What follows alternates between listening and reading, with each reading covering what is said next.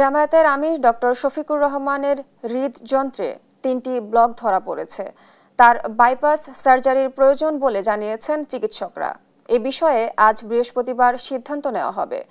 জামায়াত আমিরের ব্যক্তিগত সেক্রেটারি নজরুল ইসলাম বিষয়টি নিশ্চিত করেছেন। জানান, ডক্টর শফিকুর রহমানের এনজিওগ্রাম করার পর হার্টে ৩টি ব্লক ধরা পড়েছে। চিকিৎসকদের পরামর্শ অনুযায়ী তিনি এখন হাসপাতালে ভর্তি আছেন।